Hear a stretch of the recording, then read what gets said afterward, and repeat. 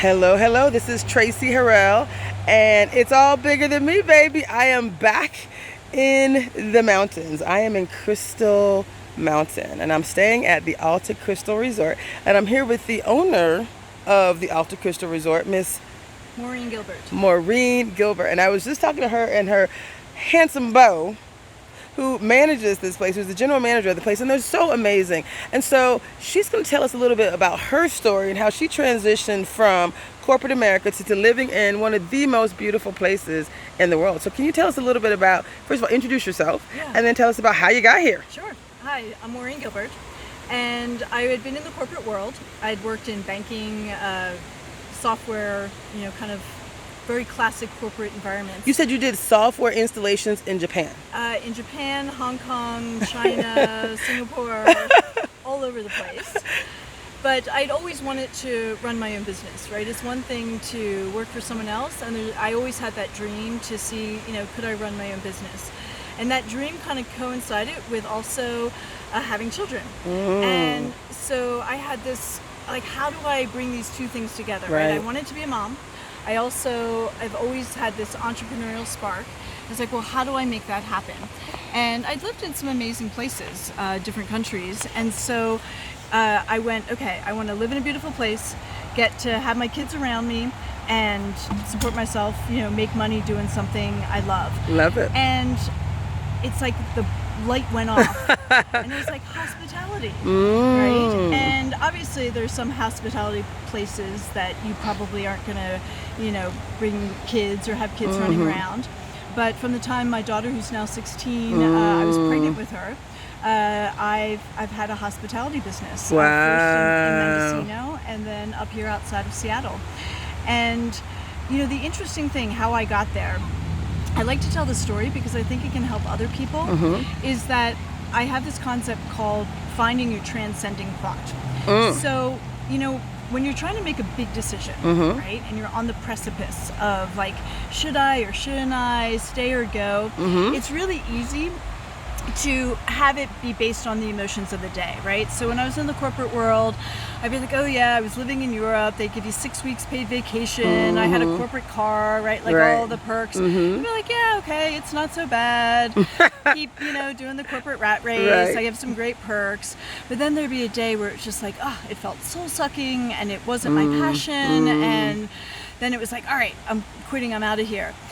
The problem with that is that life is always gonna have those good days and bad days, right? And so if you make a decision based on just one side, then you're, gonna make a big decision, and you're gonna go, oh wait, I'm still having good days and bad days.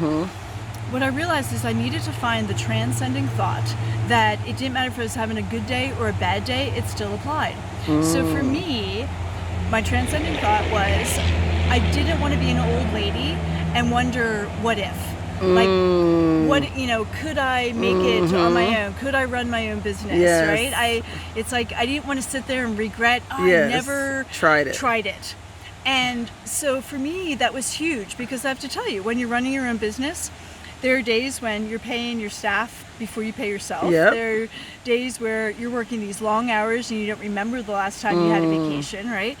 And it's like, wait a sec, what about that really cool corporate gig I had with 6 weeks paid vacation and the expense budget? Why did I give that up? But it's because I would never be able to say, gee, I never gave it a shot. I always would wonder what if. And so for me, that was huge, not to live with that regret. And it's worked out wonderfully because, well, here, Max. This is my son, Max. He's going to be 11 on September 5th. And as you see, he gets to come to work with me, and I know he sometimes is like, oh yeah, I get to help mom with laundry, and that's the fun part, right? But there aren't a lot of jobs that you can have your kids with you and make people happy. And our little tagline or motto is escape the city, not the comforts. And I think I love that. There's something about that, right? The ability to get into this beautiful environment and still have, a easy place to land. And it's about making people happy and giving them a slice of nature, because I really do believe our souls are fed by nature. And So let's talk a little bit more about that, because I believe that too. I don't know if you've ever read the book. It's by Deepak Chopra, and it's called The 7 Laws of Spiritual Success. And have you read it? Yeah, I have. And one of the first laws, probably the hardest one for me, where he talked about the practice of silence. I'm a bit of an extrovert, so I had to work on that one. But I never had a trouble with, part of that was also connecting with nature. He talked about how important it was to connect with the infinite possibilities of the universe, right? The miracles, those daily miracles, which I actually experience now. Now that I'm not in the corporate world, and now that I'm living my dream, it's like every day there's a miracle, because I've stepped out on faith, and it's a beautiful thing. So let's talk a little bit about nature and why this is so important. Can we talk about that? Yeah, absolutely. So I really encourage you to read the bed card that we put on the beds, because for me it really embodies the philosophy that we're trying to get here. Is that right now, with technology, with the pace of our lives, everyone is so busy, and it's so hard to find those moments of silence, right? And so just to be able to be in quiet, to take a deep breath, to walk in the forest and not be constantly bombarded by your cell phone going off, or the 1,000 things that are on all of our to-do lists. Yes. To me, I think it's in that quiet where we get to connect with whatever you want to call that's bigger than you. And I don't care what you call it, if it's Jesus or Allah or the Great Spirit or higher power. For me, it's that feeling you get when you're quiet and you're connected to whatever it is that's bigger than us. And as Deepak says, I mean, that's where the miracles happen. Totally. Right? And when you realize that we're all vessels for that working through us, and that's what we're here to do, is to co-create and to be, I call it like God with skin on for each other. I love that. Yeah, it's the angels that walk among us, right? That's what you guys are. Like, I'm sure people that I know, for me, I just needed this so much, and I mean, it's so perfect in every way. But did you just say that again? I call it being God with skin on for each other, right?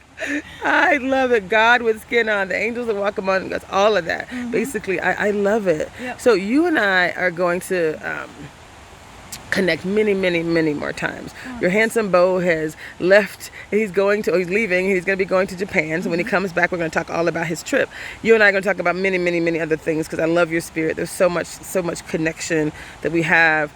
Are there any final words that you want to share, since you brought your handsome son into the picture, for mothers? So any advice about motherhood? Like I said, you made some choices about how you're going to be able to spend time with him and live your best life, live your dream. What advice would you share with mothers who might be struggling? Yeah, so first of all, I firmly believe, like, you can't give another mother advice, because we're all really doing, like, the best we can, right? And to say, like, hey, I did it this way, so therefore you have to, like, I don't subscribe Thank you for that. right? Thank you.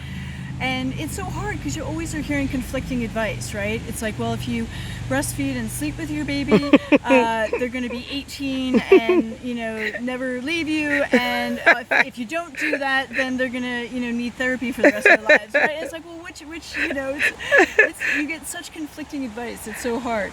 So, but I will say that we can't do it all as women. And I think we're getting sold a bill of goods, being told that we can. Like, we're supposed to be, Uber mothers that, bake homemade cookies. We don't dare buy them from the store, and we're there full time. Oh, and we have to be incredibly successful career women. And, like, it's too much. It is. It is. And so I really feel like what you have to do is listen to your heart and realize that there's always going to be choices and trade-offs, right? I just went to my 20-year grad school reunion. I attended business school at INSEAD, just south of Paris. And it was a little bit humbling, because a lot of the people I graduated with, their lives looked a lot more kind of bright and shiny, and I'll call it the traditional path of success. And I'm running a 26-room resort in the woods outside of Seattle, which is really paradise here in the Pacific Northwest. I've been to Paris. Right? Paris is lovely, but if I had to choose right now, guess where I am? Right here. I love Sunrise, this area.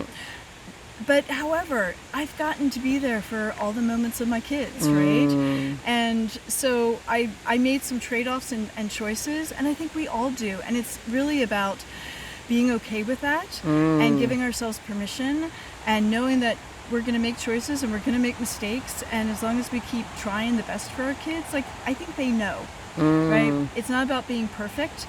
It's about progress. I love it. Yeah. Progress, not perfection. Yes. I love it. Thank you so much. Any final words, hugs and kisses to son? I know you, anything you want to say? What do you love most about your mom? How nice she is. Yeah, she is nice. She is nice. She's Very playful. She's... I'm playful and fun, he said. Oh, that is important. Moms that are so serious and tell their kids to stop playing, you not only allow him to play, but you play with him. I do. I love that. I'm kind of a silly Gucci mama. That's what I call it. Not Gucci like the expensive designer. Right. Gucci just like hugs and kisses and getting dirty and having fun and playing. How important is that for moms as well? I mean, moms and dads, I guess. I mean, I have not had kids by choice. I just knew it was just such a huge responsibility to raise like an amazing adult. I'm a bit of a control freak, and I knew there was no control in that process. So I was like, that's probably not for me. So for parents, any male and female, right, mothers and fathers, what have you done? I know you just said you don't want to give advice to other people, but what have you done to make him? He's a good kid. He's polite. He's obedient. I mean, those are, if that's a word I can use, and maybe that's for animals, I don't know. But he's polite and he listens. He's a good kid. He listens. So how do you figure that out? First of all, I think there's a little bit of luck in it, right? I mean, seriously. But I'd say the biggest thing I did was I try to understand things from their perspective, right? In other words, it's not just here are the rules, it's like, hey, this is a relationship. Just like any relationship, right? If you were like, hey, this is how it has to roll, the other person would be like, not so much, right? And obviously, I have more years of experience, etc. So there's certain things I have to make decisions about.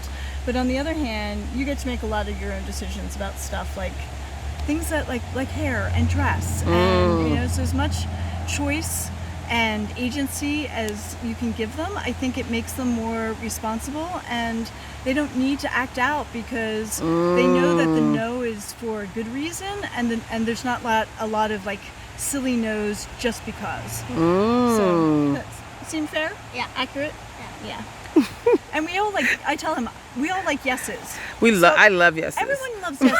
I really do like it. Like if I need, hey Max, I need you to do this or clean up or what have you. I was like, if you give me yeses, when you say like, hey Mom, can I have a little extra screen time? I'm going to be more inclined to give yeses, right? So it works symbiotically, right? I love that. He's cooperative. I'm cooperative. I don't think it's rocket science, kids, as much as it's treating them as a relationship. Respectful. Yeah, respectful parents, respectful kids. So you let him make choices. How do you discipline him when he doesn't do what you want? Well, again, I don't like the idea of discipline. Okay. From the standpoint of, I feel like discipline is meant to teach, right? So in other words, it's more about, hey, this is what I think you did wrong and why, and how it impacted me, as opposed to, okay, you did that, go to your room. I don't know what that teaches a kid, right? Or I love that. You know what this sounds like a little bit? So there's a book that I'm going to talk about in another show, and I definitely will invite you back for that. But it's the concept of nonviolent communication. I think the guy... I love Martin Rosenberg. Oh my God, Marshall Rosenberg. Thank you. Yes. Oh, I yes. love him. So, and he has videos for mothers and parents and kids. It's so cute. So you're basically living it. Well, you're doing it to the best of your abilities. It sounds do like. not hold me up as a poster child because I'm sure there are days to be like, oh yeah, you that yell? was not my. Do you yell? Yes. She's like, absolutely. I don't want to. I don't try to. Right. But I'm a human mama Right. too. And there are moments where it's like, really, kids? Really? That's what you're gonna do today? Yeah, right. I am not in the mood. But let's just say, when I'm being my best self as a parent, yelling is not my go-to place, right? Laying down the law is not my go-to place. It's like So yes, Marshall Rosenberg I'm a huge advocate of his work. And there's so many good parenting books that are based on that model of attachment parenting and respectful parenting. And yeah, I feel really lucky. I do. I have really good kids. And I think it's because I treated them like a person, not just, I'm the authoritarian and they just have to, do what I say. No one likes that. No right? one likes. I love the way Marshall talks about it, but I like the way you're talking about it even better. So that's what this book is about. That's what this whole movement is about, right? When I told you about the first book that I wrote and the show that I did for 2 years was just radio only. It was called Our Journey, Our Dreams: The Art and Science of Being Aware and Getting There. So it was like our journey, right? Our journey, right? Our dreams. We all have dreams. Yep. And then the art and science. I've read like 1,000 books. I have 100 that I've read numerous times or listened to multiple times, and then 40 that I literally have metabolized that are part of my soul. And I'm necessarily doing all the things they say, but I metabolize them and I know like what's important. And so Marshall, his book, and there's several. He actually has a couple, versions of that same book. But what I like about it is when I say the art and the science is the books. It's the research. I have tons of research about what we should do to be successful and happy. Yep. You're the art. You, the storytelling, the people that are actually doing the work. So I really couldn't finish my book, and I really, the reason it's going to be kind of a special iteration. I actually am writing a third book on top of the two that are already written, because I kind of have to bring up this concept of it's all bigger than me, right? Yeah. Like I have to bring this video element into it, because it's really about hearing and seeing people who are really doing the work. The books will come; they're already written, right? I'll keep adding to them, and I'll keep modifying. But really, it's this concept of you telling your story. You're doing it.